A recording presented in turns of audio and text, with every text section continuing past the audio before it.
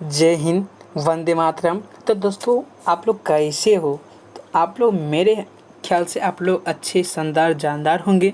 दोस्तों आज जो मैं वीडियो लेके आया हूँ वह बिहार पुलिस से रिलेटेड क्वेश्चन इसमें जो है प्रोवाइड कराने जा रहा हूँ। ठीक है, तो दोस्तों मेरा जो वीडियो है वो शुरू से लेके अंत तक ज़रूर देखिए।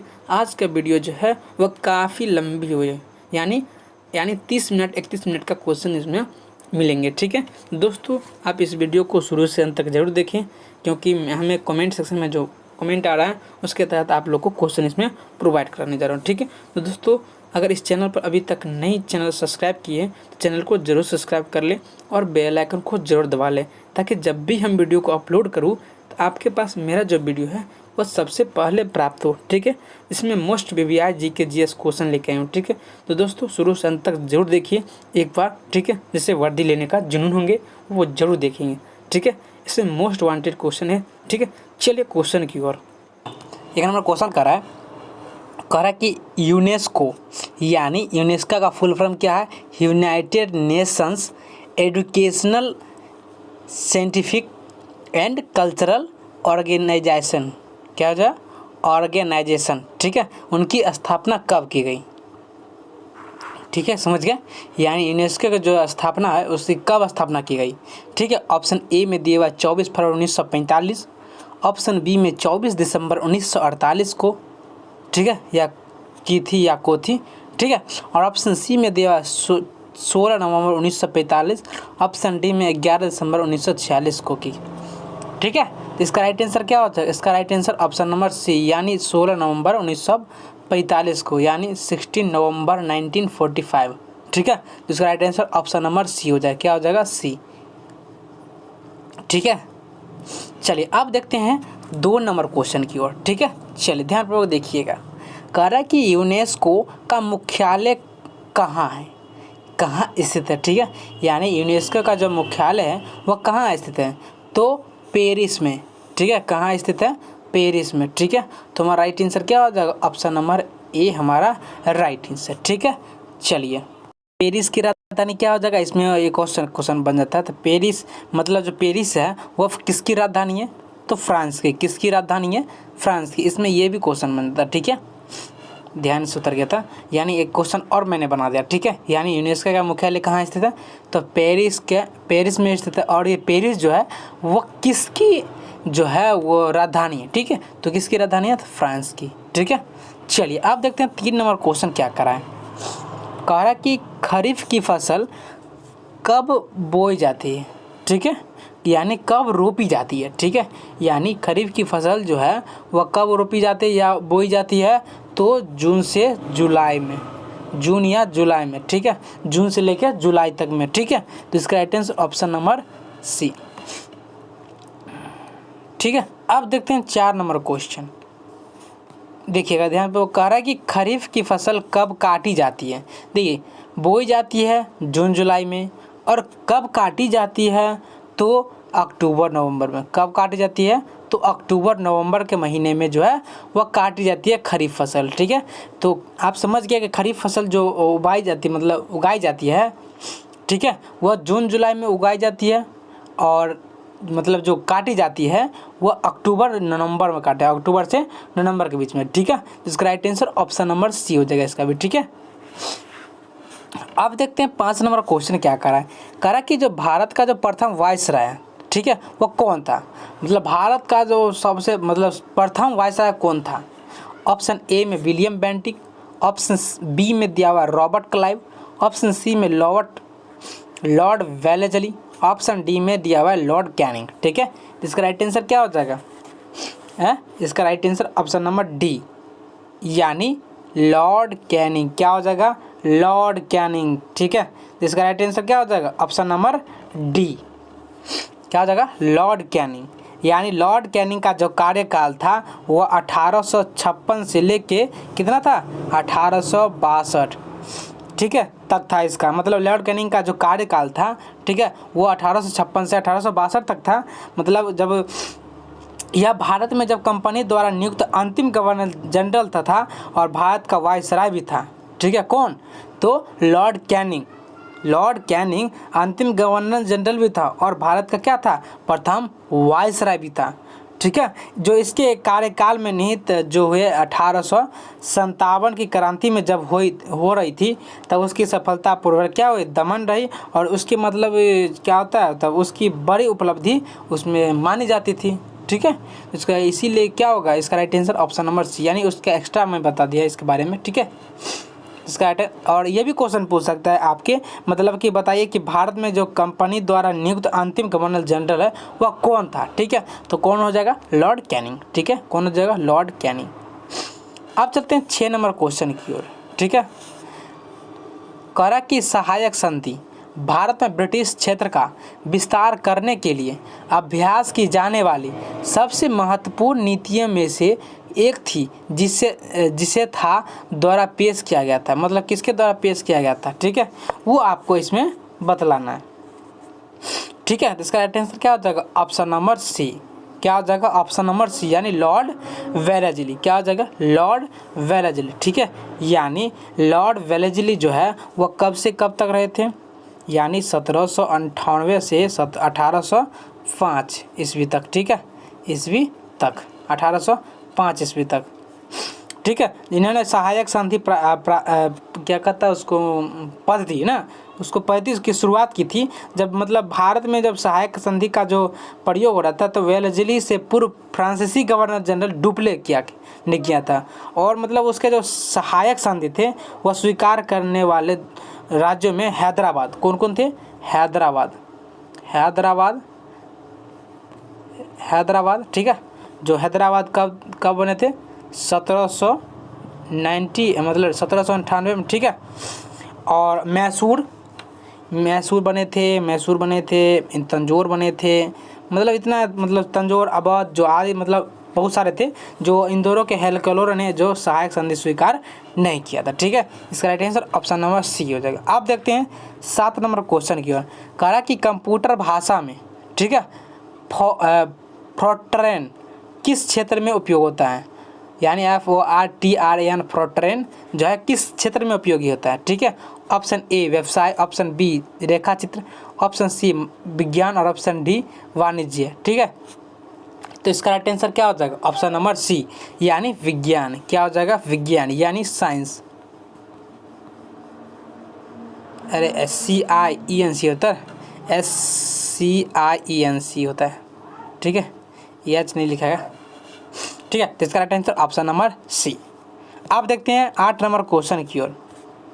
ठीक है, चलिए, कह रहा है कि कंप्यूटर भाषा कोबल किसके लिए उपयोगी है, कंप्यूटर भाषा में जो है वह कोबल किसके लिए उपयोगी है। ठीक है, कंप्यूटर से भी क्वेश्चन रहता है। ठीक है, ये ऑप्शन ए में व्यावसायिक कार्य, ऑप्शन बी में ग्राफिक कार्य और ऑप्शन सी में वैज्ञानिक कार्य और ऑप्शन डी इसमें से कोई नहीं, यानी नॉन ऑफ दीज। ठीक है, तो इसका राइट आंसर क्या हो जाएगा, ऑप्शन नंबर क्या हो जाएगा, ऑप्शन नंबर ए। क्या हो जाएगा, ऑप्शन नंबर ए, यानी व्यावसायिक कार्य। क्या हो जाएगा, व्यावसायिक कार्य। ठीक है, इसका ऑप्शन नंबर ए हमारा राइट आंसर। ठीक है, ठीक है दोस्तों, चलिए अब देखते हैं 9 नंबर क्वेश्चन की ओर। कह रहा है कि डॉक्ट्रिन ऑफ लैप्स नीति, यानी इंग्लिश लिखा हुआ है डॉक्ट्रिन ऑफ लैप्स, किसने बनाई थी। ठीक है, ये जो है किसने बनाई थी, तो लॉर्ड डलहौजी ने। कौन, लॉर्ड डलहौजी ने बनाई था। ठीक है, कौन बनाए थे, लॉर्ड डलहौजी। ठीक है, यानी इसके बारे में बता दूं कि मतलब जब राज्य हड़प नीति या व्यापक सिद्धांत, ठीक है, इनकी जब शुरुआत हुई थी तो कौन किसने की थी, तो लॉर्ड डलहौजी ने। किसने की थी, लॉर्ड डलहौजी ने, जिसके तहत सतारा, ठीक है, सतारा ऐसे लिखा ना, सतारा 1848 ईस्वी में। ठीक है, और जैतपुर एवं संभलपुर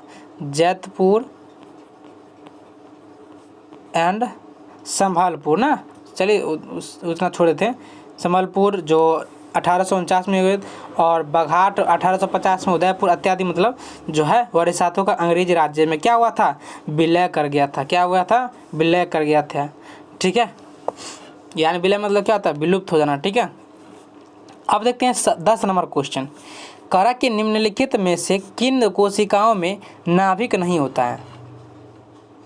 ठीक है, यानी मतलब 4 ऑप्शन दिया हुआ है आपको, ठीक है।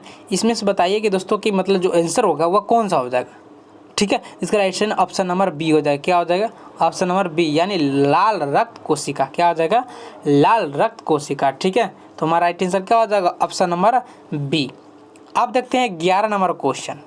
कह रहा है कि वह सबसे छोटा जीव कौन सा है जो स्वयं विकास एवं प्रजनन करने में समर्थ है, ठीक है, ठीक है। तो इसका राइट आंसर क्या हो जाएगा? क्वेश्चन को समझिए। तो इसका राइट आंसर क्या होगा? ऑप्शन नंबर सी, यानी माइक्रोप्लाज्मा। क्या हो जाएगा? माइक्रोप्लाज्मा। आप 9th क्लास में पढ़े हैं, 9th क्लास में आप लोग पढ़िएगा, ठीक है, बायोलॉजी में, और 10th में भी दिया हुआ है, 10th में थोड़ा डिटेल में दिया हुआ है, ठीक है। तो इसका right answer option number C, ठीक है। अब देखते हैं 12 नंबर क्वेश्चन। कह रहा है कि मुगल सम्राट हुमायूं का मकबरा कहाँ में स्थित है, ठीक है। Option A Kabul, option B Delhi, और ऑप्शन सी शाहदारा बाग, और ऑप्शन डी कुल्दाबाद, ठीक है। इसका right answer option number B, यानी दिल्ली में। क्या जगह? और इंग्लिश में बोलते हैं दिल्ली। क्या बोलते हैं? दिल्ली, ठीक है। और हिंदी में बोलते हैं दिल्ली। यानी मुगल सम्राट हुमायूं का जो मकबरा है वह दिल्ली में स्थित है। कहाँ है? दिल्ली में, ठीक है।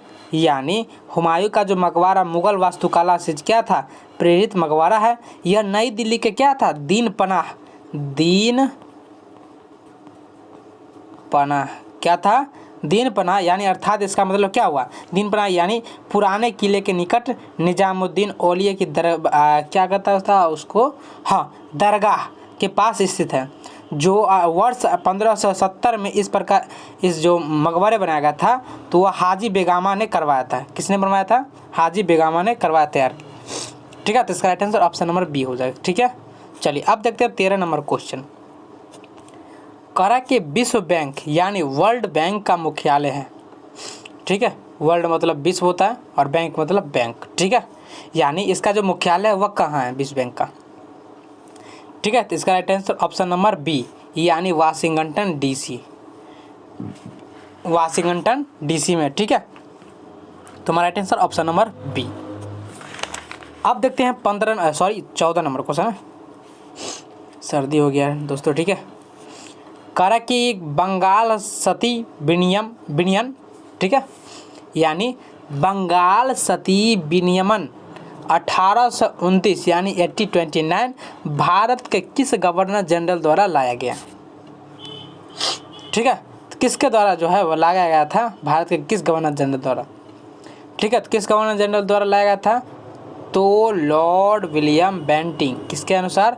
लॉर्ड विलियम बेंटिंग के अनुसार लाया गया था। तो कब लाया गया था कब लाया गया था? तो मतलब ये लॉर्ड बेंटिंग का कार्यकाल पहले ये बताए। लॉर्ड जो इसका कार्यकाल था सन 1828 से कितना था? 1835 तक रहा, ठीक है। और 1833 में क्या हुआ था पता है आप लोग को? 1833 में चार्टर एक्ट अधिनियम पारित किया। कब क्या? 1800 मतलब चार्टर एक्ट के द्वारा इन्हें भारत का पहला गवर्नर जनरल क्या इसको बनाया था। किसको? तो लॉर्ड विलियम बेंटिंग को, ठीक है। इनके कार्यकाल में राजा राम मोहन राय को आप लोग जानते होंगे, मतलब पढ़े होंगे। उनकी मदद से अधिनियम 17 के तहत, मतलब उसके अधिनियम 17 के द्वारा जो मतलब सती प्रथा को कब किया था? समाप्त कर दिया था। तो 1829 को क्या किया था? सती प्रथा को अंत कर दिया था, समाप्त कर दिया था, ठीक है। अब देखते हैं 15 नंबर क्वेश्चन। 15 नंबर क्वेश्चन क्या करा है?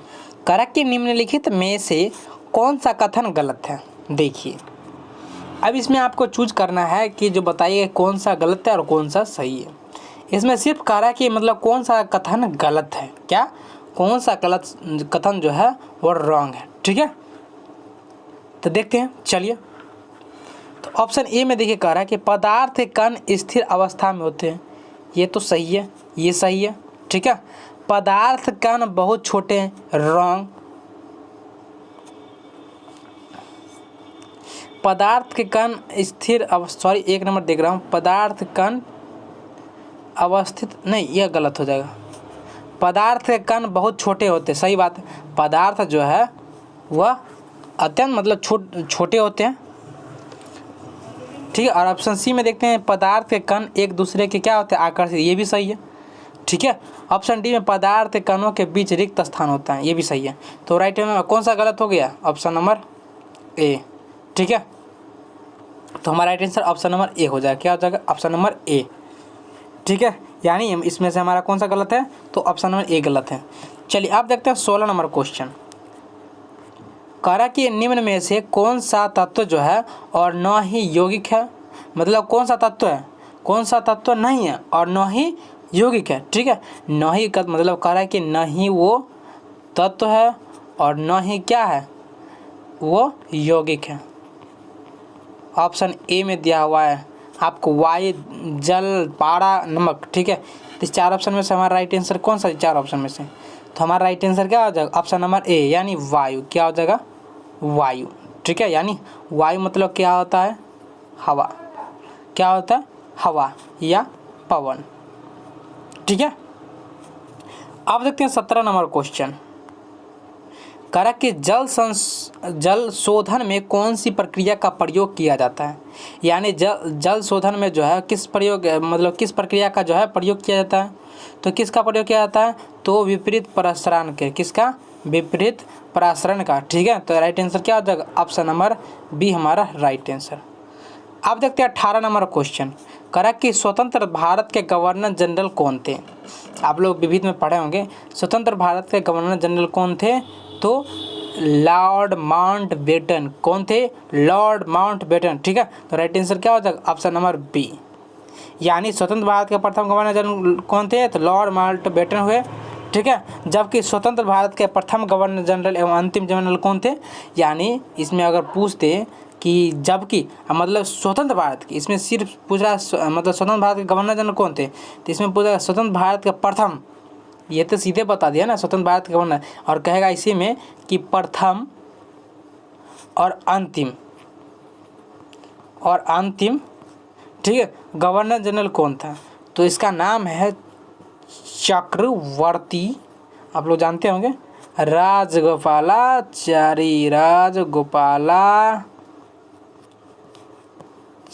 ठीक है, थे भारतीय गवर्नर जनरल, ठीक है। इसका राइट आंसर क्या हो जाएगा? ऑप्शन नंबर बी, ठीक है।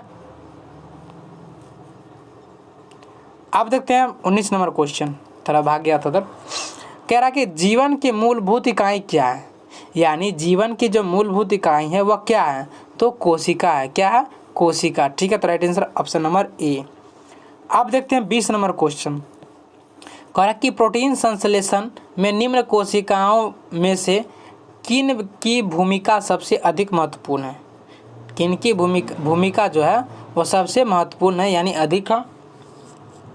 तो इसका राइट आंसर क्या हो जाएगा? ऑप्शन नंबर सी यानी अंतःद्रव्य जालिका और राइबोसोम। क्या हो जाएगा?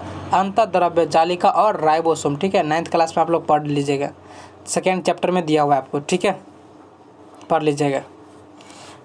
इसका right answer option number C. अब देखिए कह रहा है 21 नंबर क्वेश्चन देखते हैं। कह रहा है कि भारतीय राष्ट्रीय कांग्रेस, क्या भारतीय राष्ट्रीय कांग्रेस के अध्यक्ष जो सेशन के प्रारंभ से ही जेल चले गए। सेशन मतलब समझे? साल, नया साल, ठीक है। सेशन मतलब नेक्स्ट, मतलब जो अगला साल होता है, सेशन नया साल, मतलब इसका मतलब सही में नया साल यानी जनवरी, ठीक है, जनवरी से स्टार्ट होता है। तो इसका राइट आंसर क्या हो जाएगा? ऑप्शन नंबर ए यानी CR दास, जो भारतीय राष्ट्रीय कांग्रेस के अध्यक्ष थे और जो सेशन से प्रारंभ ही क्या चले गए? जेल चले गए। कहाँ चले गए? जेल, ठीक है। यानी कब चले गए थे? किस अधिवेशन में गए थे? तो मतलब जब भारतीय राष्ट्रीय कांग्रेस का 1922 का अधिवेशन, 1922 का अधिवेशन आप सुनेंगे होंगे, 1922 के अधिवेशन में गए थे, ठीक है। कहाँ हुआ था? तो गया में हुआ था। कहाँ हुआ था? गया में, ठीक है। इसके अध्यक्ष CR दास ने की थी, CR दास ने, ठीक है। अब देखते हैं 22 नंबर क्वेश्चन। करा कि भारतीय राष्ट्रीय कांग्रेस तथा मुस्लिम लीग दोनों ने लखनऊ में किस वर्ष में अधिवेशन किया जिसमें लखनऊ समझौता संपन्न किया गया, ठीक है। इसका राइट आंसर क्या हो जाएगा? ऑप्शन नंबर बी यानी 1916 में, 1916 में, ठीक है। इसका right answer option number B हो जाएगा। क्या हो जाएगा? बी, ठीक है। यानी हवा महल कहाँ है? हवा महल राजस्थान की राजधानी जयपुर का एक राजसी महल है, ठीक है। क्या, यानी राशि महल। ठीक है, जयपुर का एक राशि महल। इसे सन 1799 में जब महाराजा सवाइया सवाइया प्रताप सिंह ने बताया। कौन?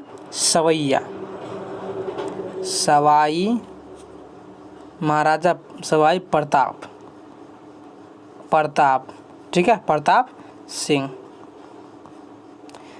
ने बनवाया था। यह वास्तु मतलब क्या नाम उसको दिया करता था ना, वास्तुकार लालचंद उस्ताद द्वारा जो डिजाइन किया गया था। वहाँ हवा महल 5 मंजिला इमारत है। हवा महल जो है कितना?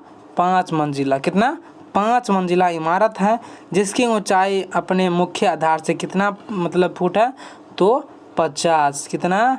50 फीट है। ठीक है, 50 फीट यानी 15 मीटर समझिए। ठीक है, अब देखते हैं 23 नंबर क्वेश्चन। करा कि पादप कोशिका तंतु कोशिका से किस प्रकार भिन्न होती है, यानी अलग होती है। ठीक है, यानी पादप कोशिका, और ये भी 9th का क्वेश्चन है, 9th का क्वेश्चन। ठीक है, तो इसका राइट आंसर क्या हो जाएगा? ऑप्शन नंबर बी, यानी कोशिका भित्ति। क्या हो जाएगा? कोशिका भित्ति। ठीक है, अब चलते हैं 24 नंबर क्वेश्चन। तो हमारा right answer option number B हो जाएगा। अब देखते हैं 24 नंबर क्वेश्चन। करा कि हवा महल का निर्माण किसने किया था? ठीक है, यानी हवा महल का जो निर्माण किया था, तो हवा महल कहाँ है? राजस्थान के यानी जयपुर में। ठीक है, राजस्थान जयपुर। तो हवा महल का निर्माण किसने किया था? ठीक है, तो ऑप्शन में दिया हुआ है इस पर, तो कौन सा हो जाएगा? ऑप्शन नंबर सी, यानी आपको मैं बताया था महाराजा सवैया प्रताप सिंह ने। ठीक है, मैं पहले भी बता दिया हूँ। ठीक है, यानी हवा महल का निर्माण किसने किया था? तो महाराजा सवैया प्रताप सिंह। ठीक है, अब देखते हैं 25 नंबर क्वेश्चन। कहा कि जयपुर में हवा महल का निर्माण किससे हुआ था? देखिए, एक क्वेश्चन कितना क्वेश्चन बन जाता है। ठीक है, यानी जयपुर में जो हवा महल है, तो उसका निर्माण किससे हुआ था? किससे हुआ? ठीक है, किससे हुआ था? तो लाल और गुलाबी बलुआ पत्थर से। किसका? लाल और गुलाबी बलुआ पत्थर से। ठीक है, किया गया था। यानी जयपुर में हवा महल का निर्माण लाल और गुलाबी बलुआ पत्थर से हुआ था। ठीक है, इसके वास्तुकार श्री कौन थे? इसके वास्तुकार श्री लालचंद। कौन? श्री लालचंद, मैं बताया तो उस्ताद थे। यह संस्कृत और एवं शिल्प संबंधी विरासत। कौन? शिल्प संबंधी विरासत जो हिंदू राजपूत शिल्प कला और मुगल शैली का क्या था? एक अनूठा मिश्रण था। इसे सन 1799 महाराजा समय प्रताप ने बनवाया था। कब बनवाया था? तो 1799 में। कब बनाया था? 1799 में बनवाया गया था। ठीक है, इसको हवा महल को किसने बनवाया था? तो महाराजा सवाइया प्रताप सिंह ने। ठीक है, अब देखते हैं, तो right answer option number C हो गया। अब देखते हैं 26 नंबर क्वेश्चन। कहा कि किस भारतीय राष्ट्रीय कांग्रेस के अधिवेशन में जवाहरलाल नेहरू ने समाजवाद को भारत की समस्याओं को हल करने की क्या कही कुंजी बताया? ठीक है, जिसका राइट आंसर क्या हो जाएगा? ऑप्शन नंबर बी, यानी लखनऊ के अधिवेशन में, जब 1936 में लखनऊ अधिवेशन हो रहा था तब। ठीक है, जिसका right answer option number B. अब देखते हैं 27 नंबर क्वेश्चन। कहा कि निम्नलिखित में से कौन सा ऊर्ध्वपातन कर सकता है? ठीक है, तो कौन सा उत्पादन कर सकता है? इसका राइट आंसर क्या हो जाएगा? ऑप्शन नंबर सी, यानी अमोनिया क्लोराइड। क्या हो जाएगा? Ammonia chloride. ठीक है, तो इसका right answer option number C हो जाएगा। अब देखते हैं 28 नंबर क्वेश्चन। करा कि इंटरपोल, यानी इंटरपोल का जो मुख्यालय वह कहाँ स्थित है? ठीक है, तो कहाँ स्थित है? तो लियोन में। कहाँ स्थित है? लियोन में। ठीक है, यानी अंतर्राष्ट्रीय आपराधिक पुलिस संगठन, जिसे आमतौर पर इंटरपोल के नाम से भी जाना जाता है। इसको आमतौर पर इंटरपोल के नाम से भी जाना जाता है। ठीक है, एक अंतर्राष्ट्रीय संगठन है जो दुनिया भर में पुलिस सहयोग और अपराध नियंत्रण क्या करता है? सुविधा प्रदान करता है। क्या करता है? सुविधा प्रदान करता है। इसका जो मुख्यालय है वो लियोन और फ्रांस में है। कहाँ? लियोन और फ्रांस में। ठीक है, अगर इसमें ऑप्शन दिया रहता तो ये दोनों हो जाता। ठीक है, लियोन और फ्रांस में भी है। ऑप्शन में ये भी दे सकता है कि बताइए कि इंटरपोल का जो मुख्यालय है वह कहाँ स्थित है, तो लियोन की जगह पर नहीं दे के आपको फ्रांस दिख सकता था। ठीक है, तो आप फ्रांस दीजिएगा, और लियोन रहेगा तो लियोन दीजिएगा। अगर दोनों एक साथ आ गया तो आप दीजिएगा लियोन और फ्रांस। A+B ऑप्शन दिया, और ऑप्शन डी में दिया हुआ नन ऑफ दिस। ठीक है, तो इस 4 ऑप्शन में से क्या मारिएगा? ऑप्शन नंबर सी मारिएगा। कैसे? यानी वो पहले में दिया हुआ लियोन, दूसरा में दिया फ्रांस, और ऑप्शन सी में दिया A+B। तो इसका राइट आंसर क्या हो जाएगा? Option number B, sorry C हो जाएगा ना, दोनों हो जाएगा। तो इस क्वेश्चन के मुताबिक कह रहा है कि इंटरपोल का जो मुख्यालय वह कहाँ स्थित है, तो लियोन। ठीक है, क्या हो जाएगा? लियोन। तो हमारा right answer option number B. आप देखते हैं 29 नंबर क्वेश्चन। ठीक है, देखिए इसका मतलब सूर्य और पृथ्वी के बीच चंद्रमा पर कब आता है? ठीक है, कब आता है? तो इसका राइट आंसर क्या हो जाएगा? तो यानी सूर्य और पृथ्वी के बीच, क्या? सूर्य और पृथ्वी के बीच चंद्रमा कब आता है? ठीक है, कब आता है? तो आप लोग जानते होंगे कब आता है, तो सूर्य ग्रहण के समय। क्या आता है? सूर्य ग्रहण के समय। ठीक है, तो इसका right answer option number B हो जाएगा। क्या हो जाएगा? बी। आप देखते हैं 30 नंबर क्वेश्चन। करा कि सुएज नहर का लंबाई लगभग कितनी है? ठीक है, सुएज नहर का जो लगभग लंबाई है वह कितनी है? तो 168 किलोमीटर। क्या है? 168 किलोमीटर। ठीक है, इसका right answer option number C. लगभग में बता रहा है, पूरा नहीं बता रहा है। ठीक है, तो आप चलते हैं 31 नंबर क्वेश्चन। करा कि निम्न में से कौन से मुगल शासक राजपूत माँ के गर्भ से जन्म लिए थे? ठीक है, इसका राइट आंसर कौन सा हो जाएगा? ऑप्शन नंबर सी, यानी जहांगीर और शाहजहां। क्या हो जाएगा? जहांगीर और शाहजहां। ठीक है, तो इस पर का राइट आंसर क्या हो जाएगा? Option number C. चलिए दोस्तों, आप चलते हैं 32 नंबर क्वेश्चन। कह रहा कि वाक्यूलर प्रेस एक्ट किस वायसराय के द्वारा समाप्त किया गया था? ठीक है, तो किस वायसराय के समाप्त द्वारा किया गया था? तो लिंटन के द्वारा। किसके द्वारा? लिंटन के द्वारा। ठीक है, इसका सॉरी लिंटन नहीं होगा ना, ये रंग रिपन के द्वारा। लॉर्ड नहीं, लॉर्ड तो दूसरा कोई हो जाएगा। रिपन के द्वारा। किसके द्वारा? लॉर्ड, हमको रिपन बोला हो गया था। ठीक है, मिस सॉरी इसके लिए। और इसका राइट आंसर क्या हो जाएगा? ऑप्शन नंबर सी, यानी ये रॉन्ग है। ठीक है, और तो क्या हो जाएगा? ऑप्शन नंबर सी हमारा राइट आंसर। अब देखते हैं 33 नंबर क्वेश्चन। कह रहा है कि लेनिन कहाँ के शासक था? ठीक है, लेनिन जो था वह कहाँ का शासक था? तो लेनिन जो था वह सोवियत रूस के था। कहाँ का था? सोवियत रूस के। ठीक है, तो इसका right answer option number C. अब देखते हैं 34 नंबर क्वेश्चन क्या कर रहा है। कह रहा है कि खुदा बख्श पाठगार कहाँ है? ठीक है, तो कहाँ है? इसका राइट आंसर क्या हो जाएगा? ऑप्शन नंबर ए, यानी पटना में। कहाँ है? पटना में। ठीक है, इसका right answer option number A. अब देखते हैं 35 नंबर क्वेश्चन। कह रहा कि फिलिस्तीन किनके विरोध में लड़े हैं? ठीक है, तो किनके विरोध में लड़े हैं? तो यहूदिया के विरोध में। किसके विरोध में? यहूदिया के विरोध में जो है फिलिस्तीन लड़े थे। ठीक है, तो इसका right answer option number C हो जाएगा। क्या हो जाएगा? सी। चलिए दोस्तों, अब आगे की ओर क्वेश्चन बढ़ते हैं। 36 नंबर। कह रहा कि सिंदरी कारखाना में क्या बनाया जाता है? देखिए, सिंदरी कारखाना में जो है वह क्या बनाया जाता है? तो खाद बनाया जाता है। क्या बनाया जाता है? खाद। सिंदरी कारखाना में क्या बनाया जाता है? तो खाद बनाया जाता है सिंदरी कारखाना में। ठीक है, अब चलते हैं 37 नंबर क्वेश्चन। कह रहा कि विधायक के लिए न्यूनतम आयु सीमा क्या है? ठीक है, आप लोग जानते होइएगा, जब राजनीति शास्त्र पढ़े होंगे तो आप लोग जानते होंगे विधायिका के लिए न्यूनतम आयु सीमा कितनी है। ठीक है, कितनी है? 25 साल। कितनी है? 25 साल। और राष्ट्रपति के लिए मैं बता दूं कितना है? राष्ट्रपति के लिए है 35। कितना है? 35। ठीक है, ये क्या है? न्यूनतम। न्यूनतम है। क्या है? न्यूनतम 35 वर्ष, और विधायक के लिए न्यूनतम 25 साल।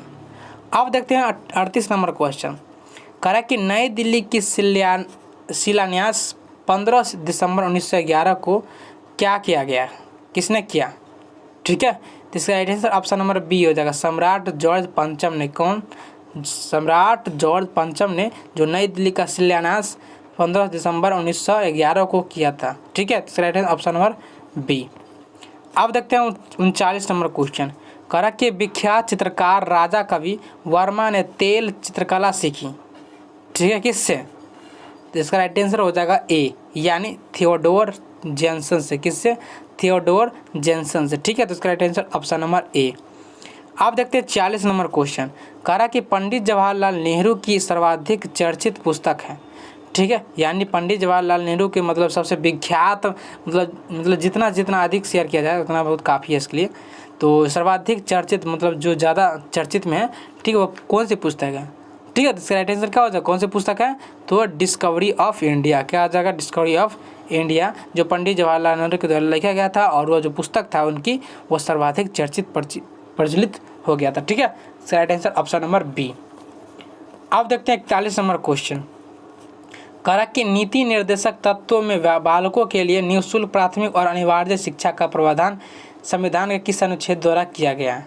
ठीक है, तो आप लोग पढ़े होंगे किस अनुच्छेद के द्वारा किया गया था? तो अनुच्छेद 45। किसके अनुसार? अनुच्छेद 45 यानी आर्टिकल्स 45। ठीक है, इसका right answer option number A हो जाएगा। अब देखते हैं 42 नंबर क्वेश्चन। कह रहा कि भारत में मंत्रिपरिषद सामूहिक रूप से किसके प्रति उत्तरदायी है? ठीक है, किसके प्रति उत्तरदायी है? तो लोकसभा के प्रति। किसके प्रति? लोकसभा के प्रति। ठीक है, यानी लोक का सभा। ठीक है, चलिए अब देखते हैं 43 नंबर क्वेश्चन।